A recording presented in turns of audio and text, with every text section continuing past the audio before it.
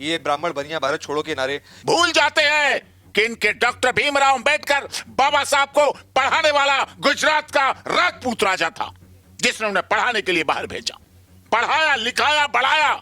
जो कह दे आसानी से ब्राह्मण छोड़ो, बनिया छोड़ो, क्षत्रिय छोड़ो, भारत छोड़ो, भारत छोड़ो की बात करते हैं। ये इतना हिम्मत बढ़ाना चाहते हैं। दो धर्म पत्नियां डॉक्टर भीमराव अंबेडकर बाबा साहब को देने वाला ब्राह्मण समाज था। क्या ब्राह्मण, क्षत्रिय, वैश्य का कोई योगदान नहीं?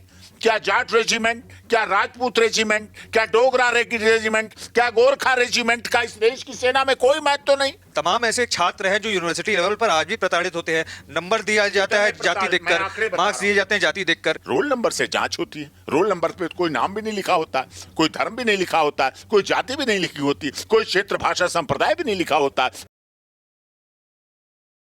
TNN वर्ल्ड पर आप तमाम दर्शकों का एक बार फिर से स्वागत है। जिस तरीके से यूजीसी को लेकर के देश भर में बवाल छिड़ता जा रहा है, जहां यूनिवर्सिटी लेवल पर जगह जगह प्रोटेस्ट देखने को मिल रहे हैं, तो देश की जानी मानी और चर्चित यूनिवर्सिटी दिल्ली यूनिवर्सिटी और GNU में भी जोरदार प्रदर्शन देखने को मिल रहा है। जहां एक तरफ यूजीसी की बात होती है यूजीसी बिल को लेकर के, उसके रोल बैक को लेकर के, तो उसी प्रोटेस्ट के अंदर जब ब्राह्मणवाद से आज़ादी, मनुवाद से आज़ादी और ब्राह्मण और बनिए भारत छोड़ो के नारे लगने लग जाते हैं, तो ये प्रश्न उठता है कि जब बात यूजीसी की होती है, जब बात पिछड़े और दलितों की होती है, जब बात ओबीसीज की होती है, तो ब्राह्मणवाद और मनुवाद कहाँ से निकल कर आ जाता है? क्या वाकई में ये अपनी हक की लड़ाई लड़ने की बात है, या फिर ब्राह्मणों और बनियों के खिलाफ जिस तरीके की साजिश जो स्वर्ण समाज है उसके खिलाफ एक बड़ी साजिश की पहल हो रही है? तमाम विषयों पर बातचीत करने के लिए सुप्रीम कोर्ट के senior advocate doctor AP Singh मौजूद है। सर, ये ब्राह्मणवाद, मनुवाद से आज़ादी के नारे, ये ब्राह्मण बनिया भारत छोड़ो के नारे, यूजीसी के प्रोटेस्ट में इस तरीके के नारे लगने का क्या मतलब समझते हैं आप? यही कारण था कि यूजीसी का देश में विरोध हुआ। वो दिख रहा था कि ऐसा होगा। अब उनके हिसाब से छोड़ तो कौन देंगे? सभी का खून शामिल यहाँ की मिट्टी में किसी के बाप का हिंदुस्तान थोड़ी है। जो कह दे आसानी से ब्राह्मण छोड़ो, बनिया छोड़ो, क्षत्रिय छोड़ो, भारत छोड़ो, भारत छोड़ो की बात करते हैं। ये इतना हिम्मत बढ़ाना चाहते हैं। भूल जाते हैं कि इनके डॉक्टर भीमराव अंबेडकर बाबा साहब को पढ़ाने वाला गुजरात का राजपूत राजा था, जिसने उन्हें पढ़ाने के लिए बाहर भेजा, पढ़ाया, लिखाया, बढ़ाया। दो धर्म पत्नियां डॉक्टर भीमराव अंबेडकर बाबा साहब को देने वाला ब्राह्मण समाज था। डॉक्टर भीमराव अंबेडकर के वंश को चलाने वाला ब्राह्मण समाज था, जिसने अपनी बेटियां दी। भूल जाते हैं ये। नहीं, पर मौजूदा परिप्रेक्ष्य में अगर बात करें डॉक्टर साहब, तो वो कहते हैं रोहित वेमुला का केस देखिए। तमाम ऐसे छात्र हैं जो यूनिवर्सिटी लेवल पर आज भी प्रताड़ित होते हैं। नंबर दिया जाता है जाति देखकर, मार्क्स दिए जाते हैं जाति देखकर, फिर भी डिस्क्रिमिनेशन की बात नहीं करते। फिर रोल नंबर पे परीक्षाएं होती हैं, रोल नंबर पे जांच होती है। क्या रोल नंबर के साथ नाम भी लिख देते हैं? क्या रोल नंबर के साथ अपनी जाति भी लिख देते हैं? क्या रोल नंबर के साथ धर्म भी लिख देते हैं? क्या रोल नंबर के साथ अपना गांव भी लिख देते हैं? क्या रोल नंबर के साथ अपने दादा परदादा का नाम भी लिख देते हैं? क्या रोल नंबर के साथ अपनी नानी नाना के नाम भी लिख देते हैं? क्या रोल नंबर से जांच होती है। रोल नंबर पे कोई नाम भी नहीं लिखा होता, कोई धर्म भी नहीं लिखा होता, कोई जाति भी नहीं लिखी होती, कोई क्षेत्र, भाषा, संप्रदाय भी नहीं लिखा होता। ये प्रावधान हमारे 10वीं के बाद से सदैव ऐसा होता रोल नंबर से। ये कहना पूरी तरह से गलत है, पूरी तरह से झूठ है, साजिश है, षड्यंत्र है। और रोहित वेमुला की जो बात करते हैं, वो तो बाद में पता चला दलित भी नहीं थे। ये तक आंकड़े बाद में आई बातें। तो इस तरह से मैं आंकड़े दे रहा हूं। 4.25 करोड़ छात्र पिछली बार यूनिवर्सिटी ग्रांट कमीशन यानी कि देश के विभिन्न डिग्री कॉलेज में पढ़ के निकले। मुझे ये बताइए, उनमें से 318 सिर्फ कंप्लेंट हैं, सिर्फ 318 कंप्लेंट। कहते हैं 118% की हाइक मिली है कंप्लेंट्स में, आप कह रहे हैं 318 ही कंप्लेंट हैं। उन कंप्लेंट में फरवरी का वैलेंटाइन डे का पूरा चैप्टर भरा पड़ा है कि वैलेंटाइन डे पे ब्रेकअप हुए, ब्रेकअप की बाद जो कंप्लेंटें हुई, जो दुर्भावनाएं हुई, जो दोस्ती टूटी, जो मित्रता टूटी, जो आरोप प्रत्यारोप लगे, वो भी सब उसके सामने जुड़ा हुआ है, वो भी इससे जुड़ा हुआ है। आप डॉक्टर साहब, आप इतने केसेस हैंडल करते हैं, क्या आपको कभी ऐसे केसेस नहीं मिलते या डिस्क्रिमिनेशन होता है? लोग फिर से मंडल कमीशन 2 कराना चाहते हैं, फिर से इस देश में छात्रों को जलता हुआ देखना चाहते हैं। क्या ब्राह्मण, क्षत्रिय, वैश्य का कोई योगदान नहीं? क्या जाट रेजिमेंट, क्या राजपूत रेजिमेंट, क्या डोगरा रेजिमेंट, क्या गोरखा रेजिमेंट का इस देश की सेना में कोई महत्व तो नहीं, इस देश के सम्मान में कोई महत्व तो नहीं।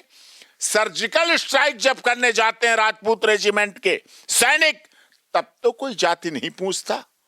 ऑपरेशन सिंदूर जब करने जाते हैं तब तो कोई जाति नहीं पूछता, तब तो कहते तिरंगा हमारा है, भारत हमारा है, देश हमारा है, राष्ट्र हमारा है, हिंदुस्तान हमारा है, बच गए पाकिस्तान के हमले से, बच गई जिंदगी। तो जाति की बात करो, तो जाति के देश की बात करो, फिर ब्राह्मण को भगाओ। ये देश वही है जिसने झेला है। एक समय बोला गया था तिलक तराजू और तलवार, इनके मारो जूते चार, बोला गया था। फिर उस सत्ताविहीन राजनीति का अंत हुआ जब उसे बोलना पड़ा हाथी नहीं गणेश हैं, हाथी नहीं गणेश हैं, ब्रह्मा विष्णु महेश हैं।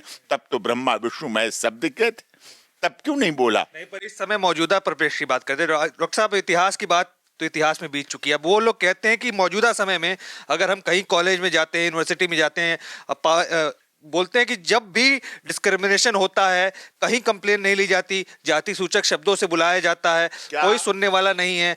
अगर ये राइट सरकार हमें देना चाह रही थी तो स्वर्णों ने विरोध करके वापस ले लिया, सरकार दब गई स्वर्णों के आगे। नहीं नहीं नहीं, SC/ST एट्रोसिटीज एक्ट का मिसयूज होता है कौन कहता है?